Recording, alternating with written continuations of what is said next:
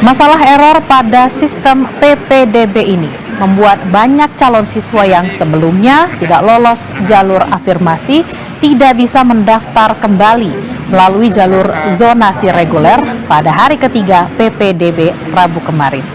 Sejak pagi hingga siang hari, saudara, sistem tidak bisa diakses sehingga memaksa calon siswa hanya bisa menunggu hingga proses perbaikan selesai dilakukan. Error pada web ini terjadi pada pendaftaran online PPDB tingkat SMA SMK se-Yogyakarta yang menggunakan satu sistem yang sama.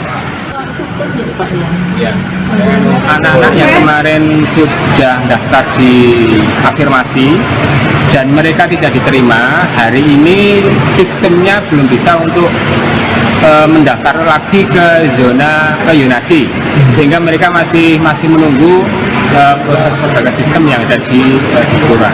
Harapan kami hari ini juga sudah bisa masuk kembali untuk bisa mendaftar, karena kasihan juga banyak sekali calon siswa yang afirmasi yang kemarin tidak lolos, dan harapan mereka hari ini mereka bisa mendaftar lagi melalui jalur zonasi.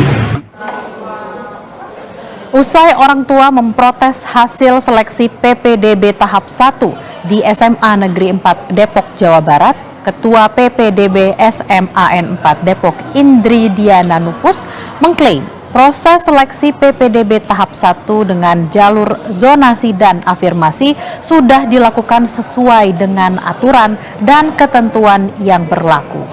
Indri juga menyangkal soal tudingan adanya praktik jual beli kursi dalam seleksi PPDB karena prosesnya sudah dilakukan secara transparan yang bisa diakses oleh pendaftar. PPDB tahap 1, saudara, menggunakan jalur zonasi menyedot kuota sebanyak 50% dari jumlah penerimaan siswa baru dan 15% dari jalur afirmasi atau peserta dari keluarga kurang mampu. Sesuai dengan kuota yang 15% itu ya memang sudah tertampung untuk keluarga kurang mampu.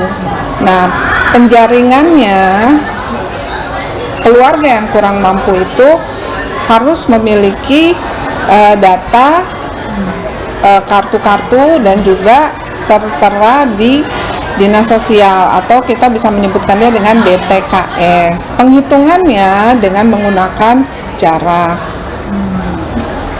Jarak tersebut itu sesuai dengan peraturan yang memang pemerintah sudah tentukan.